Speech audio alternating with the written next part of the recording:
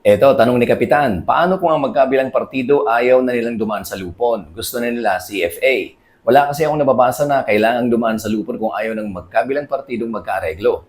Ganito ho yan, Kapitan. Kahit ho gustuhin ng magkaalitang partido na makapag-release kaagad ng certification to file action ng CFA ang barangay, dahil sinasabi nga nila na ayaw na nilang dumaan sa lupon, hindi pa rin ho yan maaaring pagbigyan. Ibig sabihin, kapag idinulog nila sa barangay ang kanilang sigalot sa ilalim ng katarungang pambarangay law, obligado ang lahat ng partido, lalo na ang lupong tagapamayapa na sundin ang mga probisyon ng nasabing batas. So, attorney, ano ang mangyayari? Ang mangyayari ho ay magtutuloy-tuloy pa rin ang two-stage process na mediation kay Kapitan sa inyo at conciliation sa bubuuhin ho ninyong pangkat. Yan ho yung general rule at mas maigi na yan ho ang sundan nyo para iwas komplikasyon at hindi mahirap pangatwiranan dahil susugo yan sa itinatakda ng batas maliban sa ilang exceptions. Kung kaya't kahit na ayaw makipagkasundo ng complainant at respondent, dapat ay subukan nyo pa rin ho na pagkasunduin sila sa loob ng 15 days. Pero hindi ibig sabihin ay kailangang ubusin nyo ang 15 days dahil maximum period ho yan.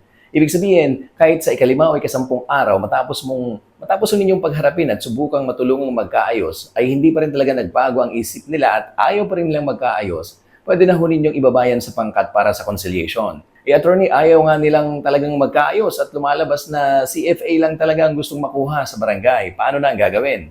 Sa ganyang sitwasyon ho, Kapitan, pwede nyo naman hong bigyan na ng CFA yan. Dahil pasok ho yan dun sa exception na binanggit natin kanina. Basta't siguraduhin nyo lang ho na nagkaroon talaga sila ng makabuluhang komprontasyon o masinsinang pag-uusap. Maigi kung hindi lang isang beses, gaya nung sa kaso ng Zamora versus Ears of Izquierdo, kung saan 9 na beses na nagharap kay Kapitan ng mga partido pero hindi talaga nagkasundo. Kaya nag-issue na si Kapitan ng CFA nang hindi na ibinababa sa pangkat para sa conciliation. Base ho yan sa desisyon ng taas-taasang hukuman sa kaso ng Zamora versus Ears of Izquierdo at sa Section 412 ng Local Government Code. May kaugnay na video na ho tayong ginawa patungkol sa paksang yan. Pakihanap nyo na lang ho. Ngayon ulitin lang ho natin para malinaw. Ang general rule, ang default, ay mediation kay Kapitan 15 days. Kahit ilang paghaharap pwede. Kapag hindi nagkasundo, kailangan bumuo ng pangkat ni Kapitan para sa conciliation. 15 days ulit yan sa pangkat. At pwede pang i-extend ang pangkat for another 15 days kung kailangan. Yun.